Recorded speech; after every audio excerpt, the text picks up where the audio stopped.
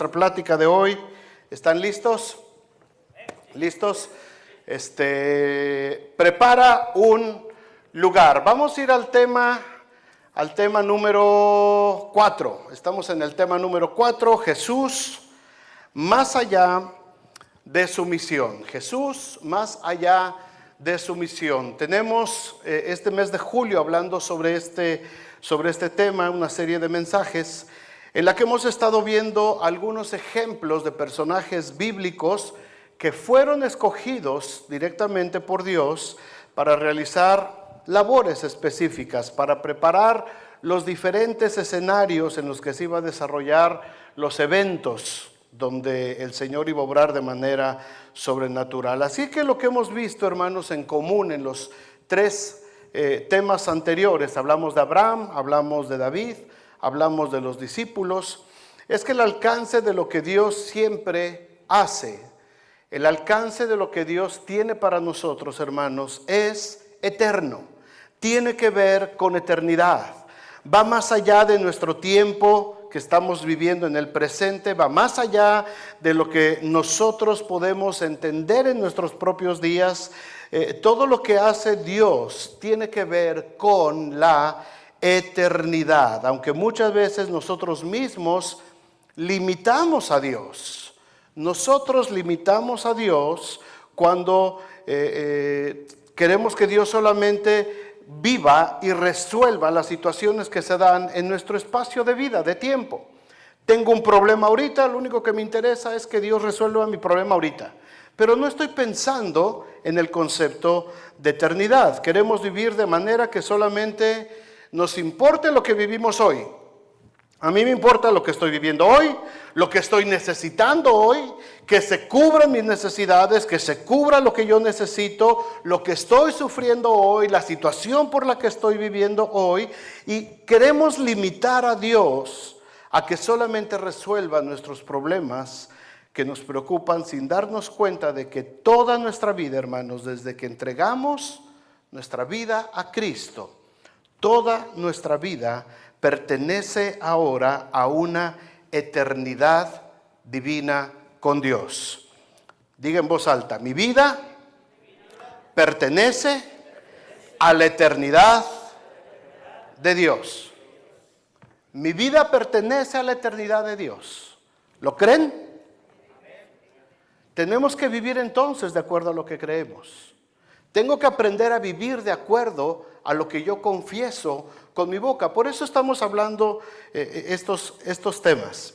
Dice Hechos 17:28 que en Él vivimos, en Él nos movemos, en Él somos, en Él existimos. O sea, toda nuestra vida gira en torno a la presencia de Dios en nosotros. Dios quiere bendecirnos. ¿Ustedes qué creen? Dios quiere sanarnos. Dios quiere sacarnos de la tribulación. Por supuesto que sí, hermanos. Por supuesto que Dios está interesado en sacarnos de cada uno de nuestros problemas.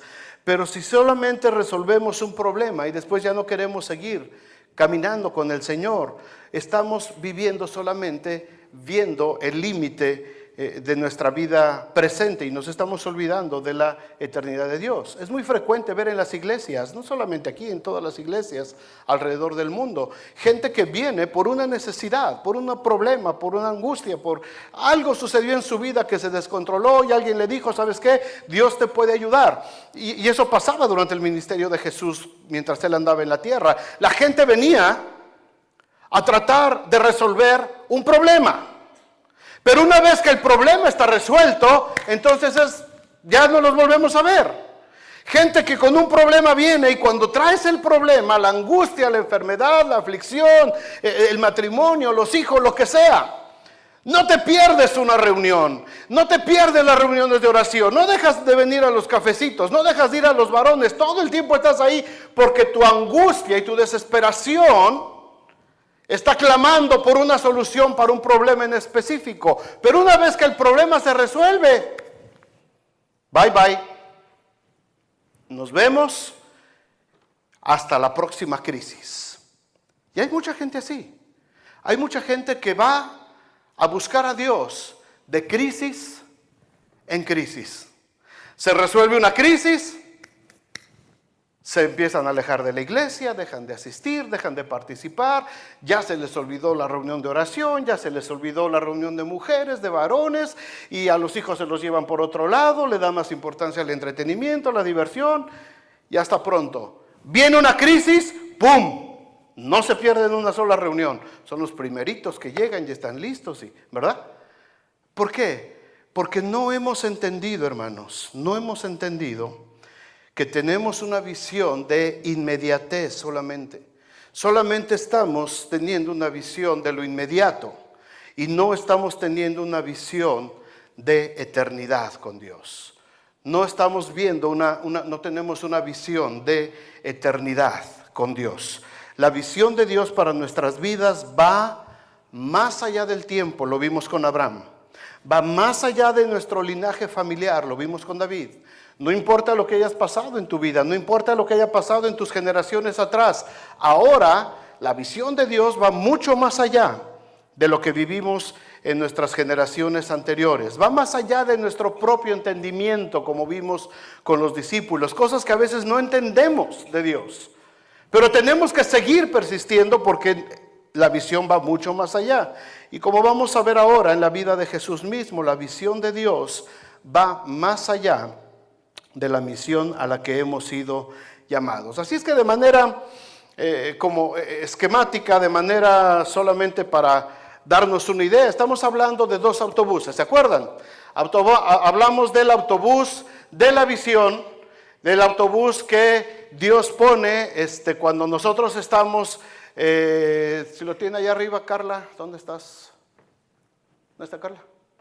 Ok, ahí está ya, el autobús de la visión.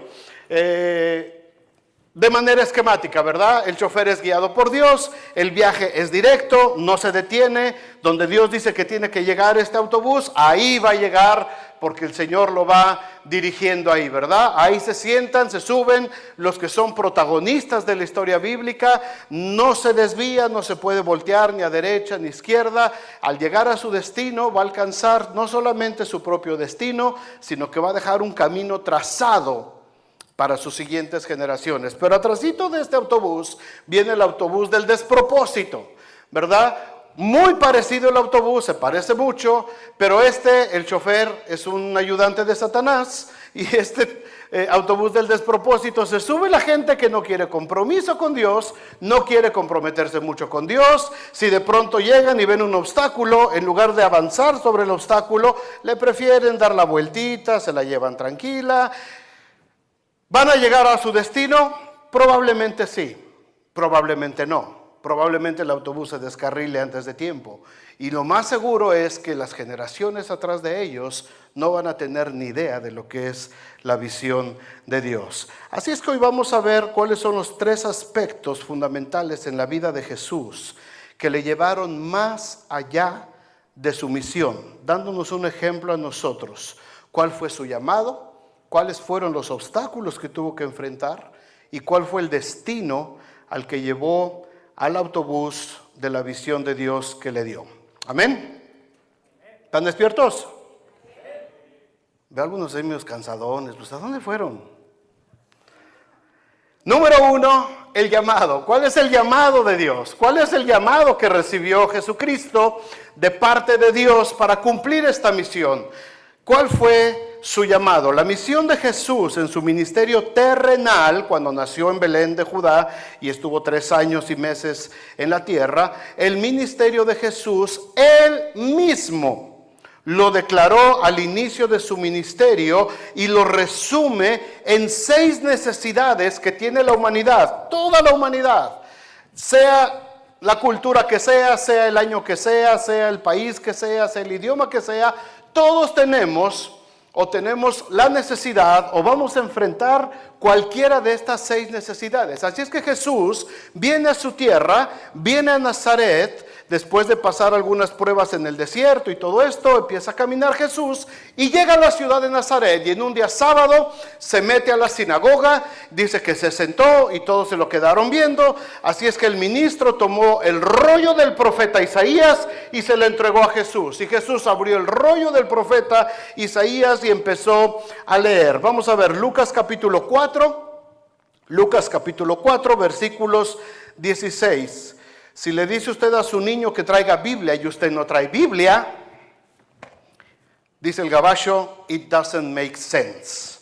Así es que para que le digas a tu niño que traiga Biblia, trae tu Biblia tú también, ¿verdad? Ok, Lucas 4:16, vino a Nazaret, donde se había criado. Y en el día de reposo entró en la sinagoga conforme a su costumbre y se levantó a leer. Y se le dio el libro del profeta Isaías. Y habiendo abierto el libro, halló el lugar donde estaba escrito: el Espíritu del Señor está sobre mí, por cuanto me ha ungido para dar buenas nuevas a los pobres, me ha enviado a sanar a los quebrantados de corazón, a pregonar libertad a los cautivos y vista a los ciegos, a poner en libertad a los oprimidos, a predicar el año agradable del Señor. Y enrollando el libro lo dio al ministro y se sentó. Y los ojos de todos en la sinagoga estaban fijos en él, y comenzó a decirles: hoy se ha cumplido esta escritura delante de vosotros. El llamado de Jesús, hermanos, la misión que Dios le encomendó a Jesús, consistía en cubrir 6 necesidades básicas de toda la humanidad a consecuencia de la caída del pecado. La primera que dice ahí es: vine a dar buenas nuevas a los pobres, los que no tenían esperanza, los que les faltaban las necesidades básicas para poder vivir de una manera digna. Los ricos no tenían necesidad, porque ellos confiaban en sus riquezas y pensaban que ellos tenían lo necesario porque ellos confiaban en sus riquezas. Pero los pobres que no tenían riquezas y que tenían muchas carencias, muchas necesidades, eran los que estaban más receptivos a la palabra de Dios. Eran los que salían a las calles, eran los que salían a buscar a Jesús. En su mayoría, uno que otro rico por ahí se coló, pero la mayoría, en los relatos bíblicos, vemos que era la gente pobre, la gente con necesidad, que venía a buscar de Jesús. Por eso dice: yo fui enviado para darle buenas nuevas, buenas noticias a los pobres. Cuando tienes todo y no tienes necesidad aparentemente de nada, es muy difícil que busques a Dios. ¿Cuándo buscamos nosotros a Dios? La mayoría de nosotros, cuando teníamos alguna situación difícil, fue que nos acercamos al Señor.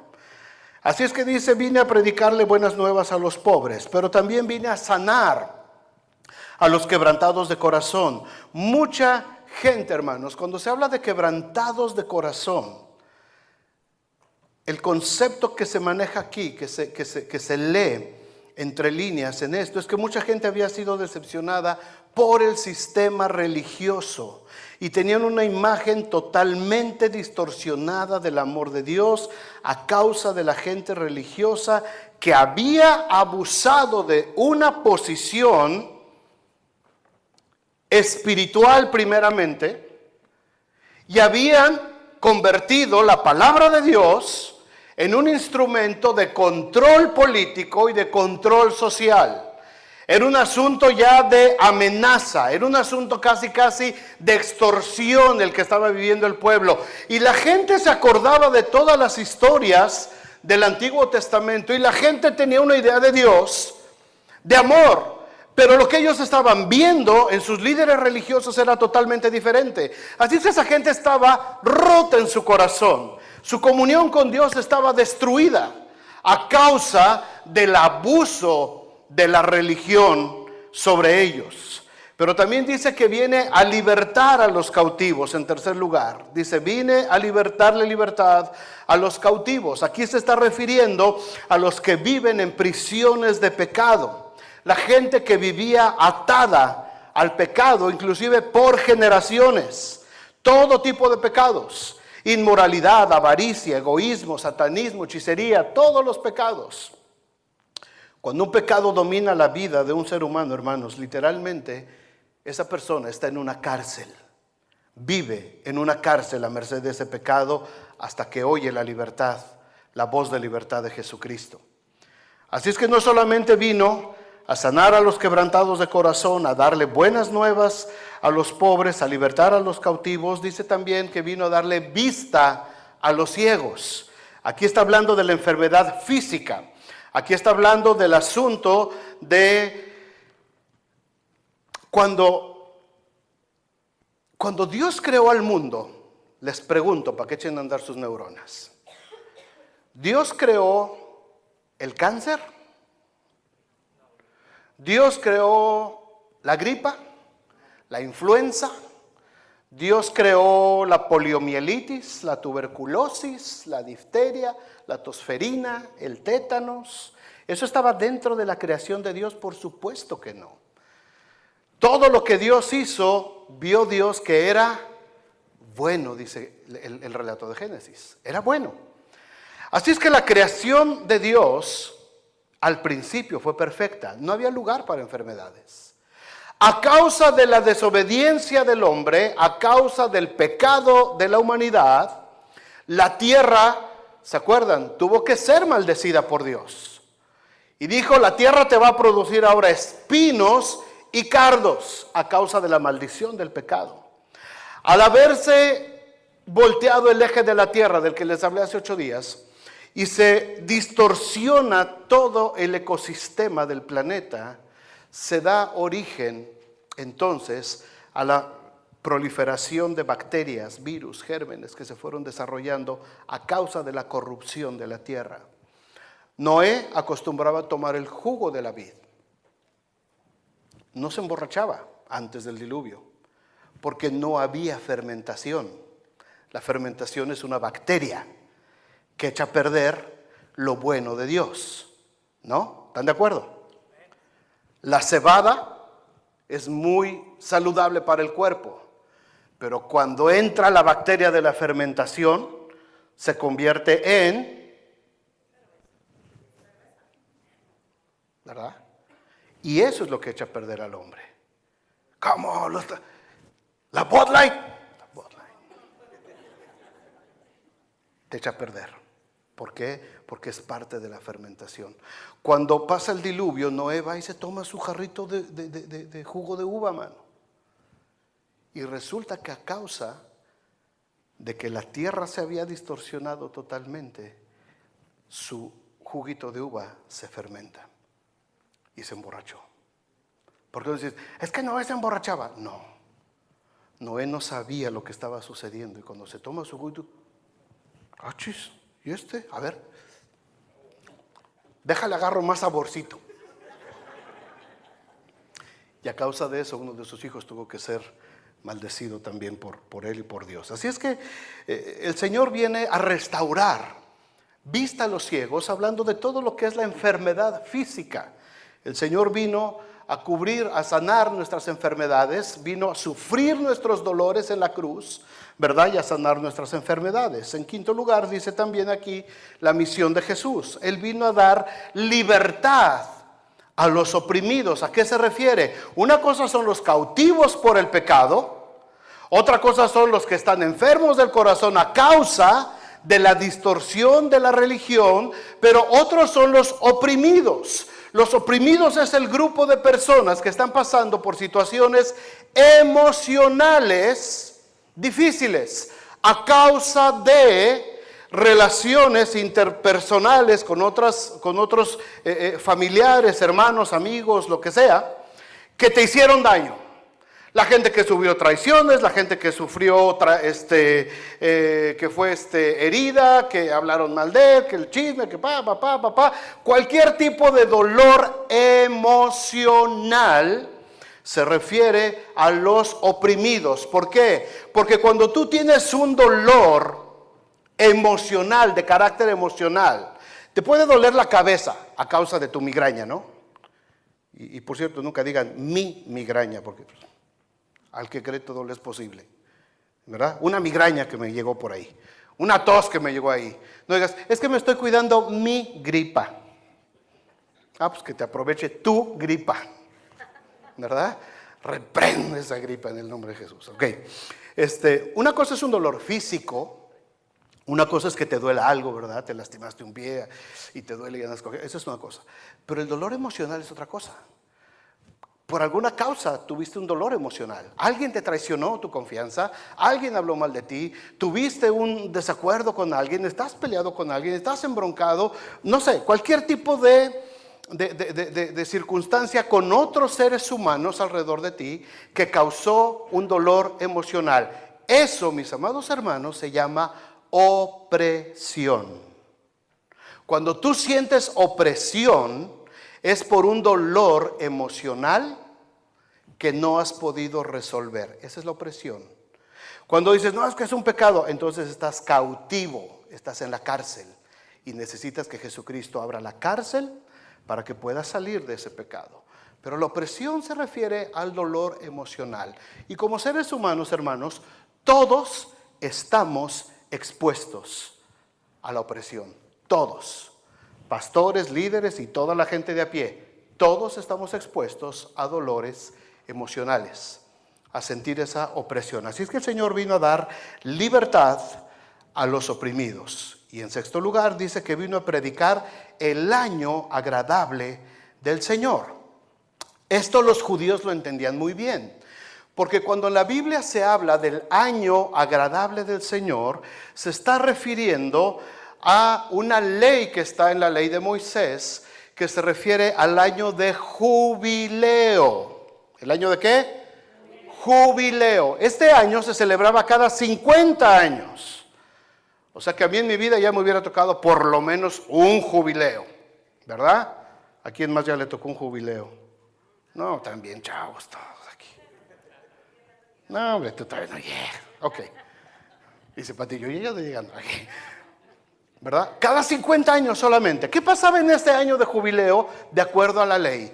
En ese año, cuando se aproximaba el año de jubileo, todos los que habían perdido sus propiedades a causa de un embargo, por ejemplo, yo pedí prestado, me fue mal en los negocios y chispas, tuve que embargar mi casa, me quitaron mi casa, perdí mi casa.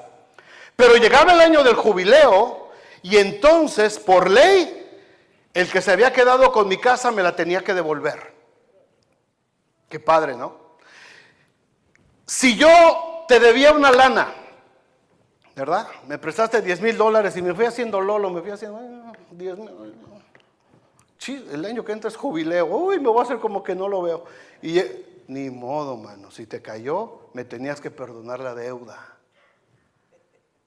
Si alguien había caído esclavo a causa de las deudas, a causa de cualquier cosa, y eras esclavo de alguien, te había hecho su siervo, o se había llevado a tus hijos, porque también era así la cosa.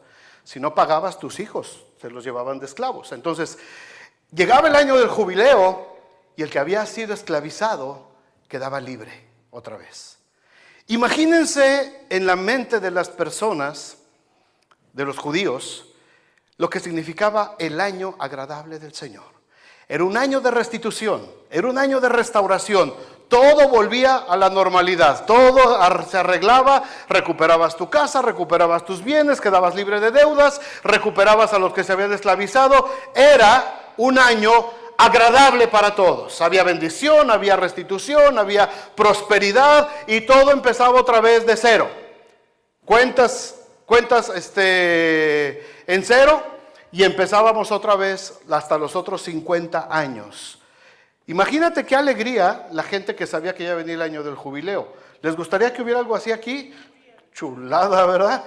Los que están hasta acá de tarjetas de crédito, ¿verdad? ¡Amén! A predicar el año agradable del Señor. Cuando Jesús habla esto, hermanos, a partir de ese momento, cuando Él habla de esto, no está hablando exactamente de la ley del jubileo. Dice, a partir de hoy, todos pueden ser libres. A partir de hoy, la peor deuda, que era la deuda espiritual a causa del pecado, queda cancelada. Y es un año que empezó en ese momento cuando Jesús dice estas palabras. El versículo 21 dice: hoy se ha cumplido esta escritura delante de vosotros. Ayer, ¿cuándo se cumplió esta escritura? Hoy. No, pero eso se escribió hace 2000 años. No, señor. Hoy, 23 de julio del 2017, hoy se está cumpliendo esta escritura delante de todos los que estamos aquí. Para Dios no existe pasado, presente, futuro. Dios vive en un eterno presente. Así es que cuando Jesucristo dijo, hoy se cumple, en ese bendito día, en aquella pequeña sinagoga de la ciudad de Nazaret, se abrió una puerta, hermanos, que nosotros ni siquiera nos imaginamos a entender. No podemos ni siquiera imaginar de qué se trata. Fue una puerta que se abrió a partir de ese momento, y todos los días, a cada momento esa puerta se sigue abriendo para nosotros. Todos los días Jesús predica buenas noticias, da buenas noticias. Todos los días restaura la relación espiritual de la gente con el Padre. Todos los días saca prisioneros de las peores cárceles de pecado. Todos los días sigue sanando enfermedades. Todos los días sigue consolando corazones quebrantados. Todos los días se anuncia la restauración de la vida en una nueva relación personal con Dios. Todos los días, porque ese fue el llamado que Dios le hizo a Jesucristo. Vas a ir a la tierra y vas a hacer estas 6 cosas que la gente necesita. Toda la humanidad necesita desesperadamente. ¿Cuántos de aquí hemos sido bendecidos por alguna de estas 6 áreas? Muchos de aquí hemos estado sumidos a veces hasta en depresión, en situaciones difíciles, emocionales, y Dios nos ha sacado a victoria. Muchos de aquí vivieron esclavos de pecado, adicciones, situaciones incontrolables a veces en la mente, y Dios abrió la puerta para nosotros. Muchos de los que estamos aquí hemos tenido necesidad de llamar a los hermanos a que oren por nosotros porque nuestro cuerpo se descompone y las cosas no andan bien. Y hermanos, por favor, ayúdenme a orar. Y el Señor envía su palabra y sigue sanando todavía. Y seguimos siendo liberados. Así es que el llamado de Jesús fue a restaurar. Amén. La misión de Jesús. Le dijo Dios, aquí está tu camioncito, y este camioncito tienes que llevar esta misión sobre toda la tierra. Restauración, restituir todo lo que se había dañado. El Hijo del Hombre vino para restituir, para sanar todo lo que se había perdido. Así es que empiezan los obstáculos. Vamos a ver 3 obstáculos rápidamente. 3 obstáculos a los que se tuvo que enfrentar Jesús en su ministerio. Al igual que Abraham, en la misión de Abraham, que tuvo obstáculos, David tuvo obstáculos, los discípulos enfrentaron obstáculos. Esta misión de Jesús también tuvo obstáculos que enfrentar, y muy poderosos, obstáculos muy peligrosos. Número 1, el primer obstáculo, Satanás. Satanás, el chanclas, pituche, diablo, serpiente, como le quieras llamar. Ese fue el primer obstáculo. Desde que Jesús va a nacer, en la narración de los evangelios lo vemos. Desde que Jesús va a nacer, Satanás empieza a tratar de detener el nacimiento de Jesús. Desde que Jesús está preparándose para venir a la tierra, Satanás empieza a tratar de obstaculizar.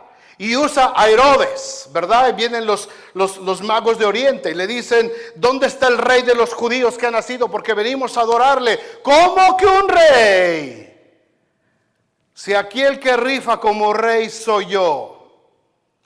Y le dice, vayan y investiguen, ¿dónde está el rey? Para que yo también vaya y le adore. Satanás, ¿verdad? Los magos son avisados en sueños, y José, María y Jesús se van a Egipto huyendo, y Herodes en su coraje empieza a matar a todos los niños de 2 a 3 años. Una matanza de niños. ¿Por qué?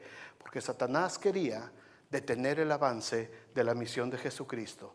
Jesús va caminando, Jesús va en este autobús de la visión, llevando a cabo lo que Dios le ha encomendado, y Satanás trata por todos los medios de que no se cumpla la escritura acerca de Jesús. Y Satanás usaba a los fariseos y usaba a los endemoniados. Hasta el mismo apóstol Pedro lo usó una vez, ¿se acuerdan?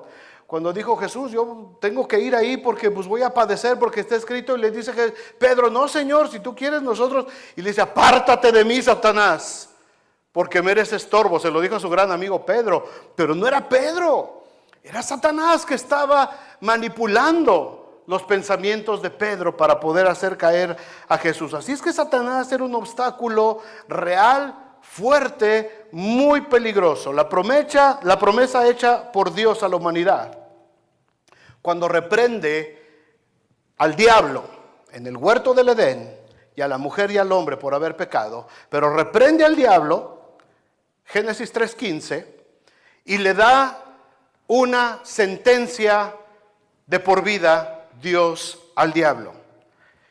Y le dice que pondré enemistad entre ti y la mujer, le dice al diablo, entre tu simiente, la descendencia espiritual de Satanás, y la simiente espiritual de la mujer, refiriéndose a Jesucristo.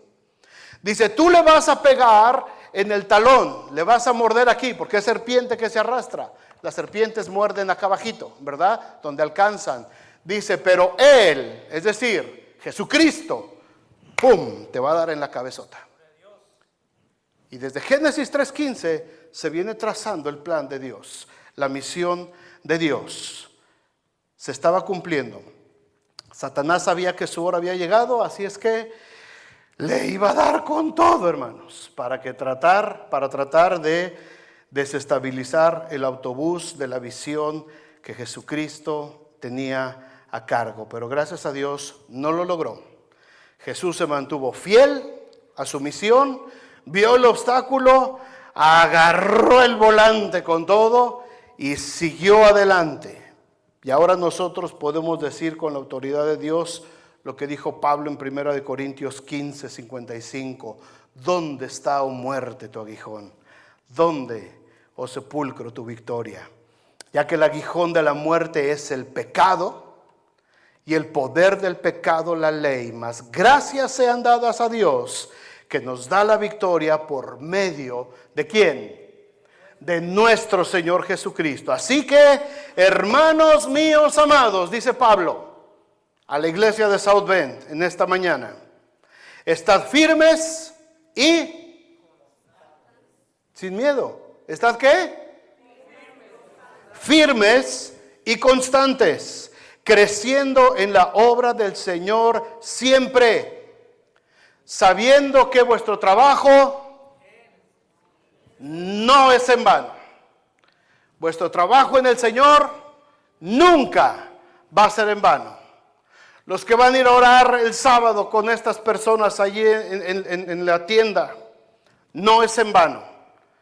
Ay, es que vamos a ir a perder el tiempo. No, Señor, no es en vano. Los que están trabajando ahorita con nuestros niños, su trabajo no es en vano. Los muchachos que se preparan cada semana para traer la alabanza a la iglesia, no es en vano. El trabajo que realiza cada uno de los voluntarios en la iglesia nunca va a ser en vano. ¿Por qué? Porque estamos viviendo en el concepto de eternidad de Dios. Si yo veo solamente lo inmediato, me voy a frustrar y Satanás va a hacer que desista. Si yo veo solamente que, ay, es que hice los tamales y pues no se vendieron, y los hermanos, desisto. Y Satanás dice, qué facilito me lo aventé este. Prueba de tamales 1.0, fail. Pero si decimos, no, ahora con más ganas. Y si no vinieron ahora mis alumnos, pues les voy a hablar en la semana, porque la próxima semana los quiero ver a todos. Y si no esto, vamos adelante, estar firmes y constantes, dice el apóstol Pablo. El segundo obstáculo al que se enfrentó Jesús fue la religiosidad de la gente, hermanos. La religiosidad se convirtió en un gran obstáculo en el ministerio de Jesús.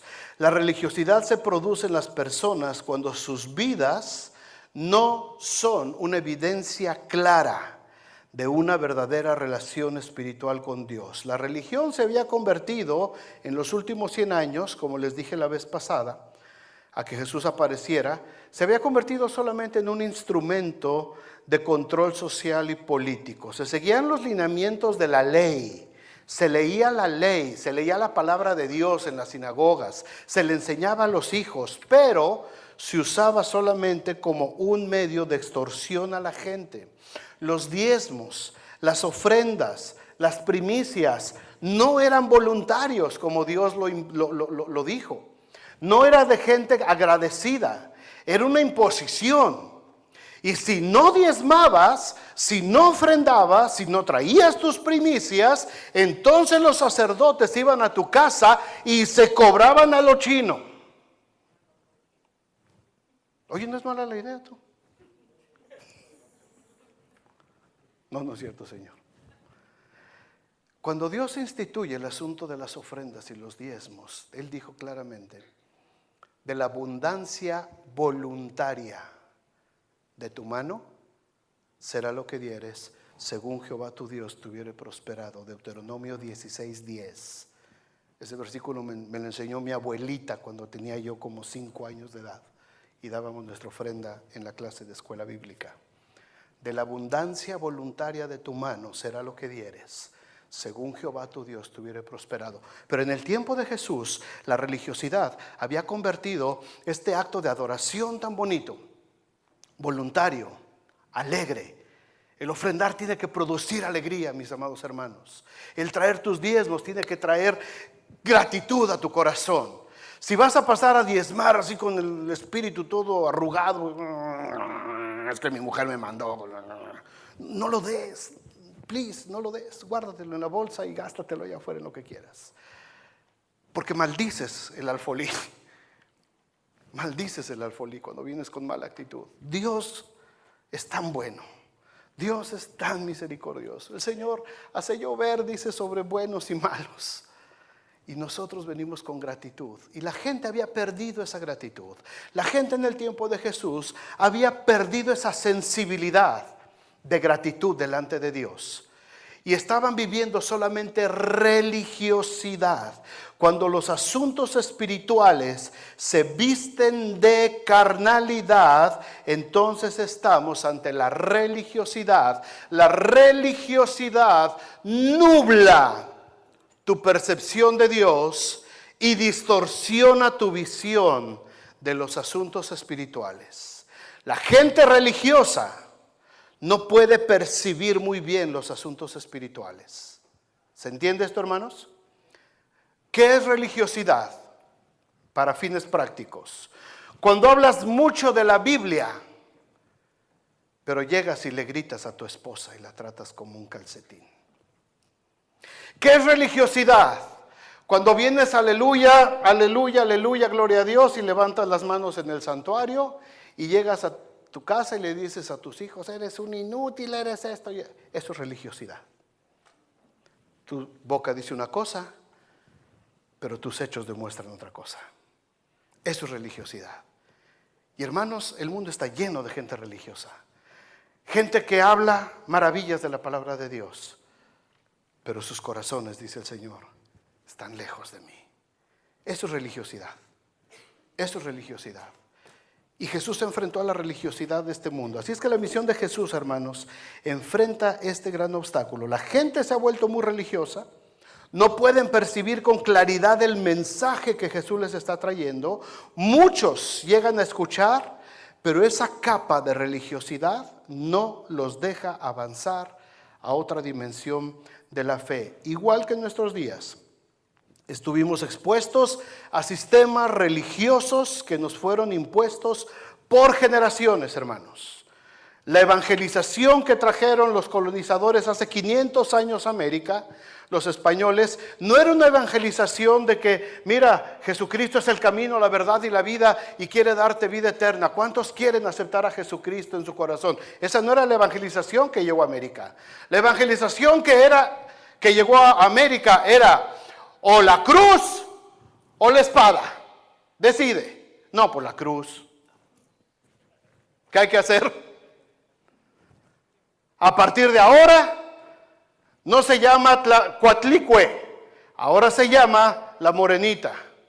A partir de ahora ya no se va a llamar Quetzalcóatl, ahora se va a llamar San Pedro. A partir de ahora y empieza el sincretismo religioso. Y por 500 años estuvimos inmersos en un sistema religioso más enfocado a tradiciones, más enfocado a liturgias, que muchas de las veces, hermanos, seamos honestos, difícilmente entendíamos lo que estaba sucediendo. Dice la canción de Arjona, ¿verdad? Me bautizaron y no tenía, ¿qué? Y no sabía yo ni lo que significaba, pero eso sí, hubo piñata, fiesta y no sé qué tanta cosa. O sea, muchas de las cosas que nos fueron a nosotros traídas como evangelio realmente fueron sistemas religiosos que poco o nada tenían que ver con nuestra relación con Dios. Y avanzamos en la vida religiosa, en la vida de los rituales, más que nada por asunto social. Porque pues era la tradición, porque había que complacer al amigo, a la amiga, porque pues, me dijo que ibas a ser el padrino, la madrina, íbamos a ser compadres, y muchas de las cosas se dieron solamente por compromiso social, más que por un compromiso espiritual con Dios. Así es que la religiosidad, hermanos, está inmersa en nuestra cultura por muchos años. El Evangelio de Marcos retrata esta situación. Marcos 7:5 dice: le preguntaron pues los fariseos y los escribas, ¿por qué tus discípulos no andan conforme a quién?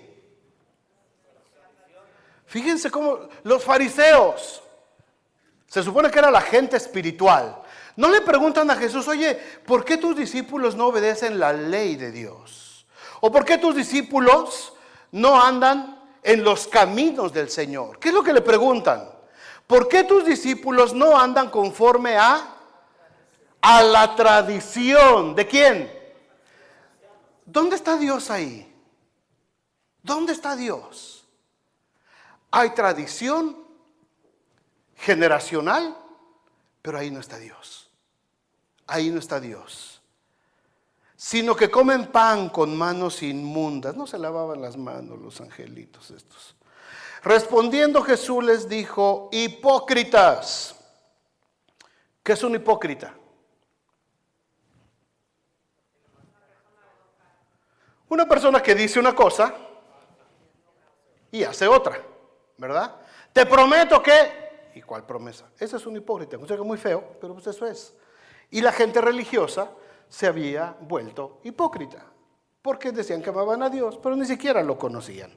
Hipócritas, les dijo Jesús, bien profetizó de vosotros Isaías, como está escrito: este pueblo de labios me honra, mas su corazón está lejos de mí.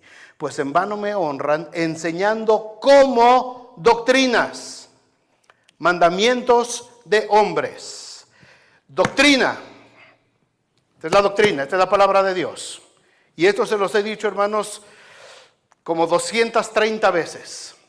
¿Y saben por qué se los digo? Porque su boletín dice el número 235, o sea que les he predicado por lo menos unas 230 veces. Y siempre les he dicho que nadie me los engañe.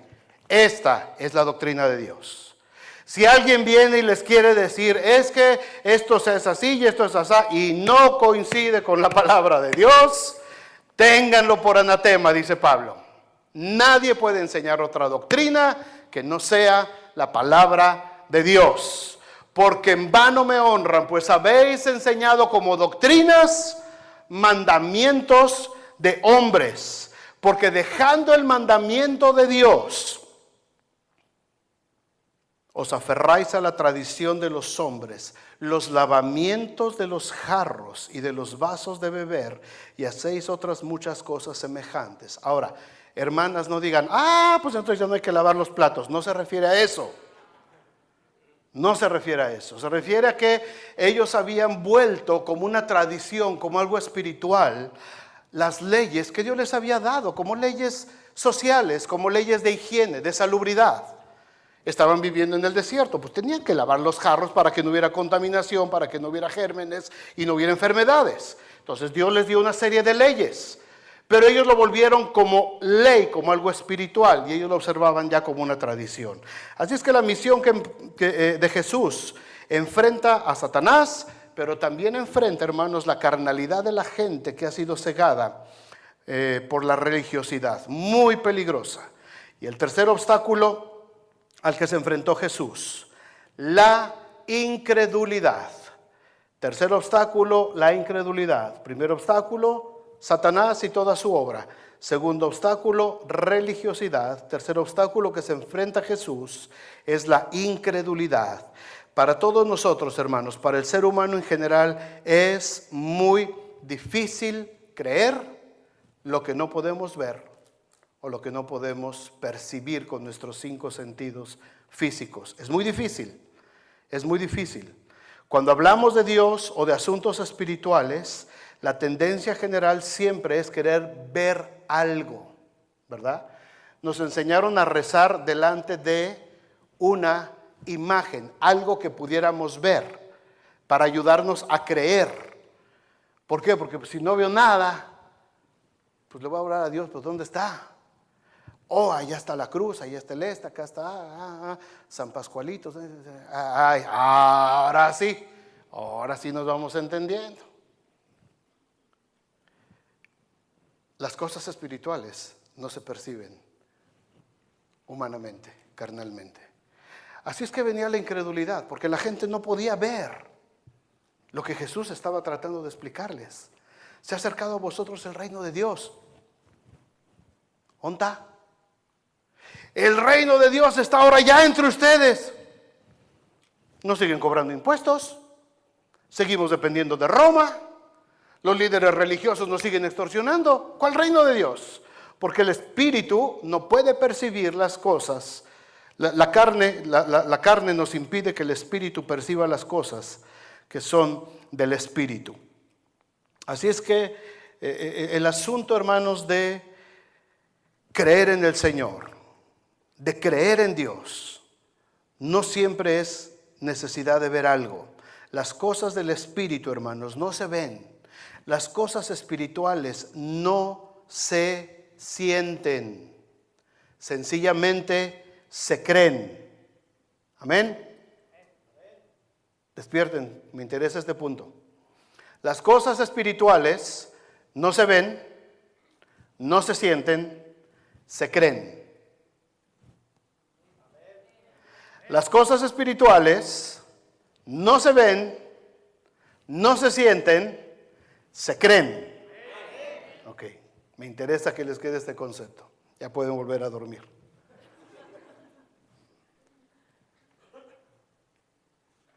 La vida espiritual, hermano, no es asunto de sentir. La vida espiritual es asunto de creer. Se trata de convicciones, no de emociones. Se trata de convicciones, no de emociones. Por supuesto que cuando el Espíritu de Dios se mueve en nuestro interior va a producir alegría, gozo, nos hace cantar, nos hace llorar, nos produce una sensación de paz. Pero esto ya es la consecuencia de lo que ya pasó en mí, no es al revés. No viene primero la emoción y después el espíritu. Primero tiene que haber algo adentro de mí que me mueva a manifestar una emoción. Porque si no me convierto en religioso y aparte de religioso, emocionalista. Menudo monstruo que va a salir de aquí. Aparte de religioso, emocionalista. No, las cosas del espíritu, hermanos, se creen, se forma una convicción, se forma una verdad adentro de mí y nada me va a hacer moverme de esta verdad que tengo en mí. Van a venir tribulaciones, van a venir situaciones difíciles, voy a padecer a lo mejor por situaciones que yo no quisiera padecer, pero la palabra de Dios me va a dar la fuerza para salir adelante una y otra y otra y otra vez. Si baso yo mi experiencia cristiana en emociones, al primer viento que venga a darme una cachetada, me voy a ir. Y voy a ser como un hombre de doble ánimo que es inconstante en todos sus caminos. En el tiempo de Jesús fue igual. Llegó a la región donde creció. Y dice Marcos 6:1. Salió Jesús de ahí, vino a su tierra y le seguían sus discípulos. Y llegado el día de reposo comenzó a enseñar en la sinagoga. Y muchos oyéndole se admiraban y decían: ¿de dónde tiene él estas cosas? ¿A qué sabiduría es esta que le es dada y estos milagros que por sus manos son hechos? ¿No es este el carpintero? No carpintero, el carpintero, hijo de María, hermano de Jacobo, de José, de Judas, de Simón. ¿No están también aquí con nosotras sus hermanas? Qué familión tenía Jesús, Y se escandalizaban de él. Mas Jesús les decía: no hay profeta sin honra sino en su propia tierra y entre sus parientes. ¿Le has predicado a tu familia? Hijo, qué terror, ¿a poco no? Se burlan de ti. Ah, ya llegó la aleluya. Uy, guarden, que ya llegó la aleluyita. ¿Verdad? Te invitan a una fiesta familiar y te agarran de botana. ¿Qué tal se siente? No hay profeta sin honra más que en su propia tierra. 5. Y no pudo hacer allí ningún milagro. Fíjate qué gruesa la incredulidad. No pudo obrar Jesús, el Hijo de Dios. No pudo hacer milagros, salvo que sanó a unos pocos enfermos poniendo sobre ellos las manos. Y estaba asombrado de la incredulidad de ellos y recorría las aldeas de alrededor enseñando. Quizá varios de los que estamos aquí nos costó trabajo creer cuando nos hablaron de Jesucristo. Nos costó trabajo, ¿verdad? Lo que veíamos era nuestra bronca tan fuerte y te decían: mira, Jesucristo te puede sanar, Jesucristo te puede alivianar, Jesucristo te puede sacar de acá. Y qué trabajo nos costó creer en Jesús. Y ahora le damos gracias a Dios, ¿a poco no? Por todos esos hermanos que no se dieron por vencidos, que nos insistieron, nos buscaron con solicitud, hasta que por fin pudimos nosotros entender el camino del Señor. Cuando le trajeron un niño endemoniado a Jesús que los discípulos no habían podido liberar, en Marcos 9:23, Jesús le dijo al Padre: si crees, si puedes creer, al que cree todo le es posible. Y este hombre le dice: creo, ayuda a mi incredulidad. Por fin, o crees o no crees. Creo, ayuda a mi incredulidad. Se oye medio raro. ¿Crees o no crees? No es tan fácil creer. Todos en un nivel u otro, hermanos, nos hemos enfrentado al obstáculo de la incredulidad. Pero si queremos ver la gloria de Dios brillando en nuestras vidas, tenemos que empezar a dejar de ver nuestras limitaciones y levantar nuestra mirada hacia la fuerza y el poder del Dios que todo lo puede, hermanos.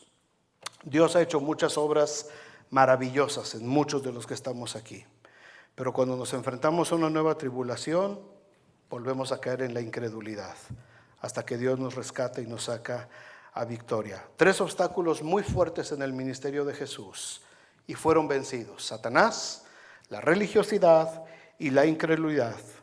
Y el autobús de la misión de Jesús llega a su destino. El autobús se detuvo por unas horas, hermanos, en el Monte Calvario. Ese era el destino principal de la misión. El escenario que se había preparado hacía miles de años, a través de muchas generaciones, llega a su punto culminante. No había otra manera de liberar a los cautivos del pecado a menos que alguien pagara el precio. No había manera de sanar los corazones quebrantados a menos que alguien le diera el verdadero significado al amor de Dios. No había manera de sanar a los enfermos a menos que alguien llevara nuestras enfermedades y sufriera nuestros dolores en la cruz. No había manera de restablecer la comunión con Dios y la humanidad a menos que alguien pusiera un puente. No había posibilidad de que el año agradable del Señor se celebrara a menos que alguien llevara la maldición de la ley sobre él mismo. No había manera de que ni tú ni yo nos muriéramos en nuestros delitos y pecados a menos que alguien muriera por nosotros. Gálatas 3:13 dice: Cristo nos redimió de la maldición de la ley, hecho por nosotros maldición, porque está escrito: maldito todo el que es colgado en un madero. Así es que, hermanos, el autobús de Jesucristo llegó a su destino, a cumplir la misión. Y el autobús del despropósito atrás, hermanos, hubo fiesta. Se hizo la fiesta, arrancaron felices y contentos pensando que habían dejado atrás el autobús de la visión eterna de Dios que se había detenido en el monte Calvario. Pero yo les dije desde un principio, el autobús del despropósito jamás va a ir adelante del autobús de la visión de Dios. La visión de Dios siempre va a ir adelante. Así es que al tercer día el autobús vuelve a arrancar. Al tercer día Jesucristo sale de la tumba. Al tercer día Jesucristo vence a la muerte. Nuevo autobús, nuevo motor, nueva transmisión. Yo creo que hasta llantas nuevas también, Betty Tires, promoción. Y arranca. Y yo creo que el otro autobús, cuando vieron esto, hermanos, se desbarrancó el otro autobusito y se vino abajo y se descompuso y se desvieló y se hizo pedazos. Porque hubo un gran terremoto, dice Mateo 28. Porque un ángel del Señor descendiendo del cielo y llegando removió la piedra y se sentó en ella. Su aspecto era como un relámpago y su vestido blanco como la nieve. Y de miedo de él los guardas temblaron y se quedaron como muertos. Mas el ángel respondiendo dijo a las mujeres: no temáis vosotras, porque yo sé que buscáis a Jesús, el que fue crucificado. No está aquí, pues ha resucitado, como dijo. Venid, ved el lugar donde fue puesto el Señor, e id pronto a decir a sus discípulos que ha resucitado de los muertos, y he aquí va delante. Jesús siempre va a ir delante de nosotros, hermanos.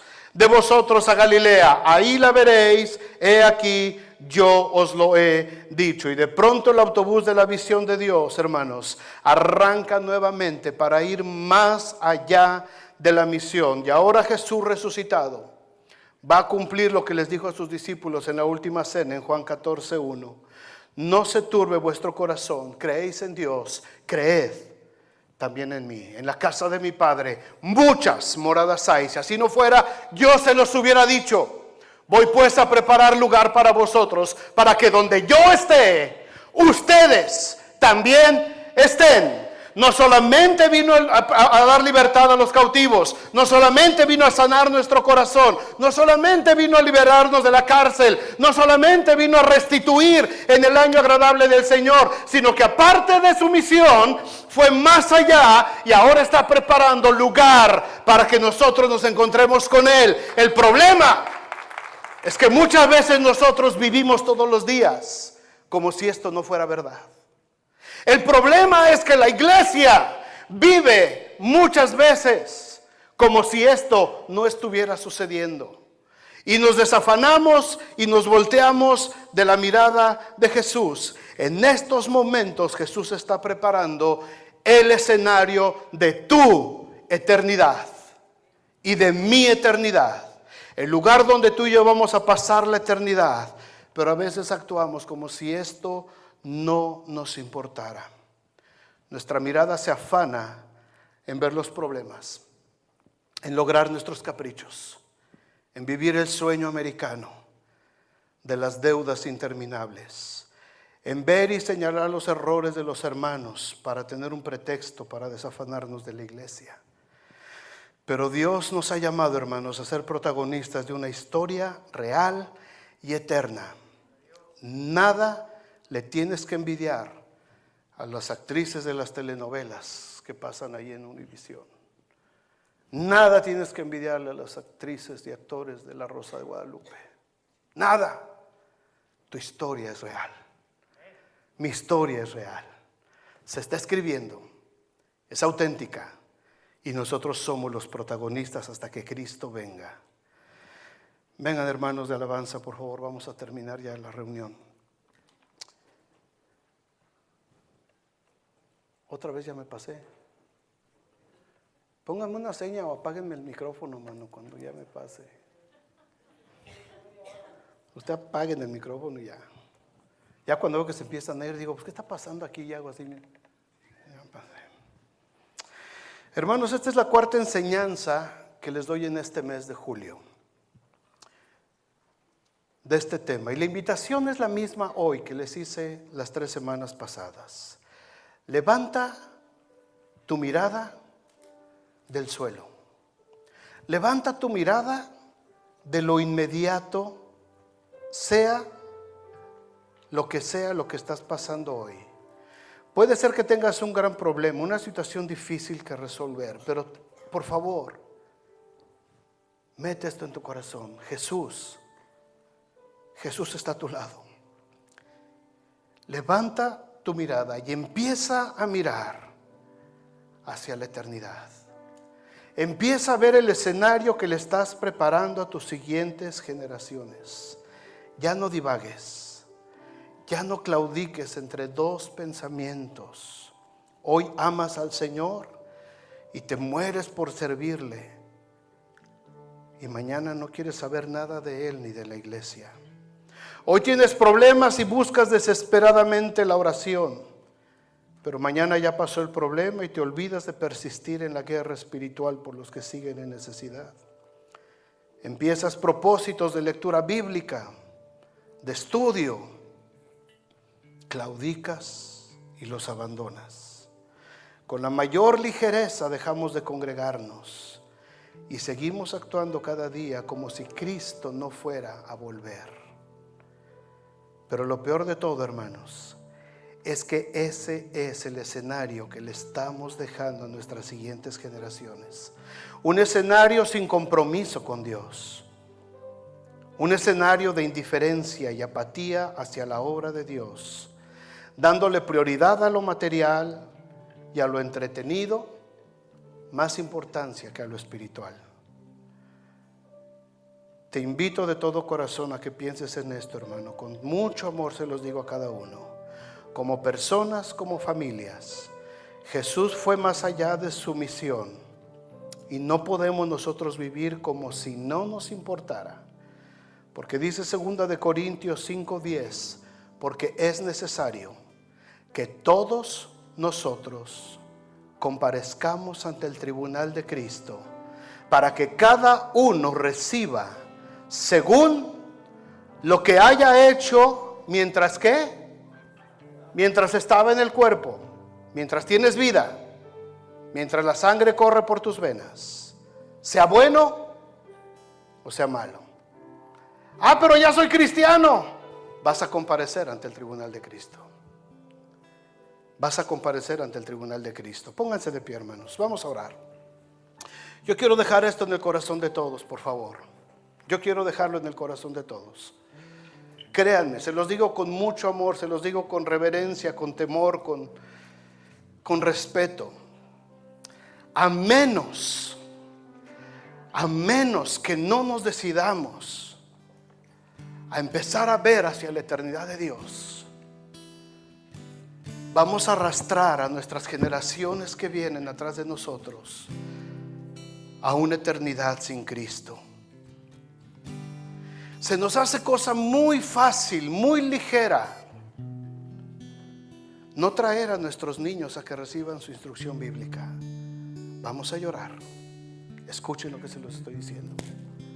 Vamos a llorar. Ya hemos derramado algunas lágrimas. Ya hemos derramado algunas lágrimas como iglesia. Y les he dicho, ¿y dónde estabas? ¿Dónde estabas cuando tu hijo tenía que estar recibiendo la instrucción de parte de Dios? ¿Dónde estabas? Es que tuve un compromiso. Es que la fiesta. Es que la esta. Es que la otra. Es que la otra. Y se nos hizo una costumbre, un hábito. Y los muchachos entendieron que el compromiso con Dios es opcional. Y los muchachos entendieron que cuando hay algo mejor que venir a la casa de Dios, mejor optamos por lo que está allá afuera. Y cuando viene el llorar y el crujir de dientes, entonces decimos: ¿por qué la iglesia no hizo algo por mí? ¿Y dónde estabas cuando se estaba hablando la palabra de Dios? ¿Dónde estabas cuando te invitábamos a los cursos? ¿Dónde estabas cuando estaba el cafecito de mujeres? ¿Dónde estabas en la reunión de hombres? ¿Dónde estabas en la reunión de oración? ¿Dónde estabas cuando estábamos clamando a Dios? ¿Dónde estabas? ¿Y dónde estaba tu familia? Ay, es que estaba muy cansado. Hay pastores que usted nos quiere tener todos los días en la iglesia. Nosotros también tenemos vida. A mí no me digas nada. Todos compareceremos ante el tribunal de Cristo y cada uno le va a decir al Señor. Así es que si tú te vas a presentar delante de Cristo y le vas a decir: Señor, pues es que yo también me tenía que divertir, Señor. ¿Sabes qué va a ser lo más difícil? Que el Señor no te va a decir nada, que el Señor no te va a reprochar nada. Pero no creo que aguantes la mirada de Jesús. ¿Y sabes qué va a hacer Jesús? Va a extender sus manos para abrazarte.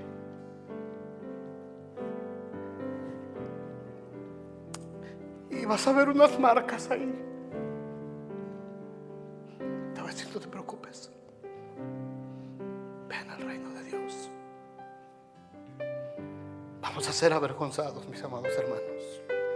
Vamos a ser avergonzados. Se los digo con amor, se los digo con temor y temblor. Yo no quiero que ninguno de ustedes sea avergonzado delante de Dios. ¿Dónde estaban tus hijos cuando yo tenía una cita con ellos? ¿A dónde tenías a tus hijos cuando yo me quería encontrar con ellos? ¿A dónde te los llevaste? ¿Sabes que yo hablé a su maestro de escuela dominical y en la semana le puse una palabra especial para tu hijo?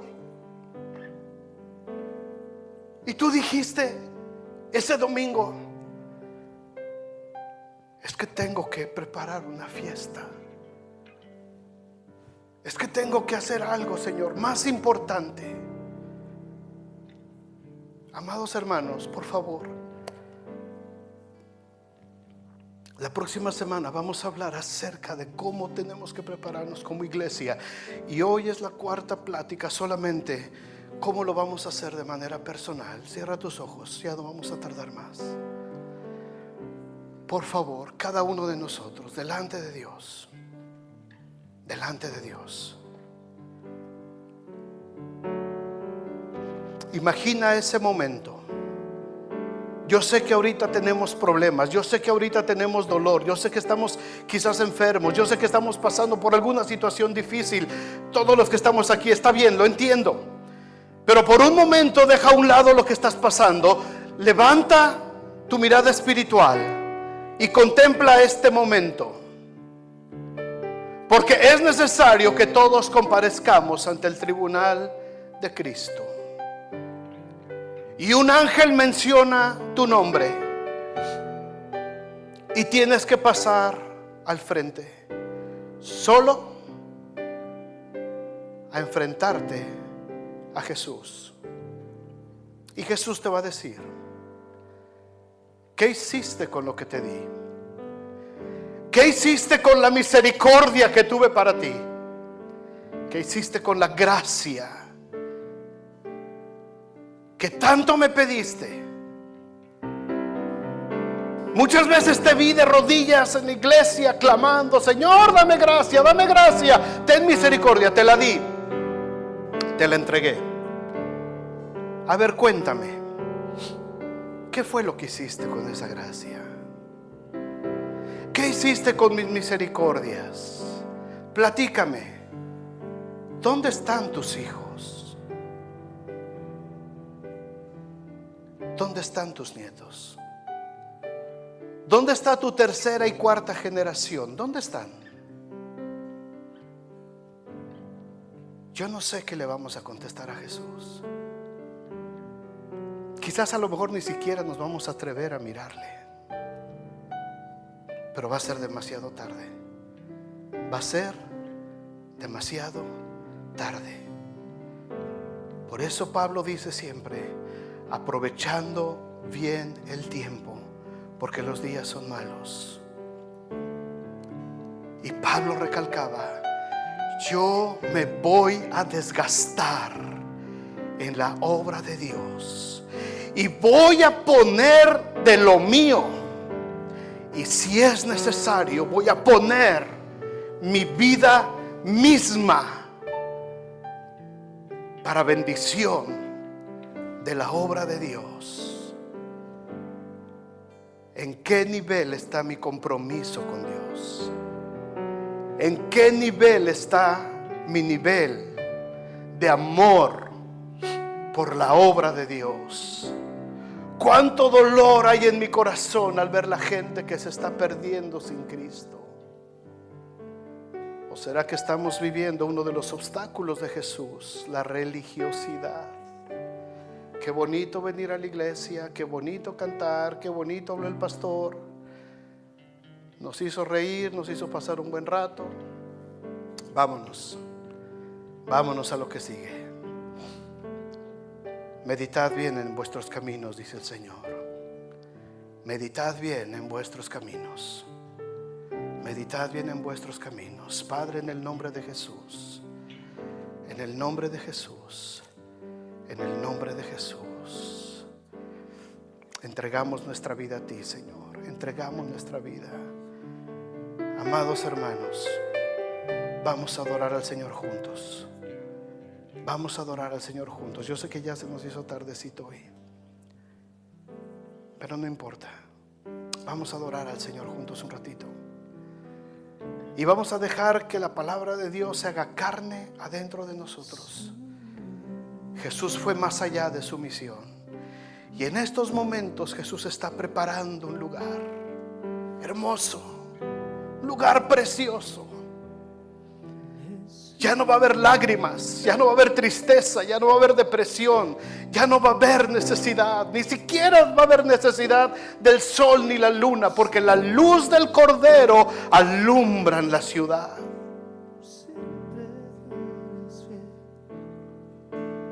Pero es necesario que levantemos nuestra mirada y empecemos a pensar en función de la eternidad de Dios.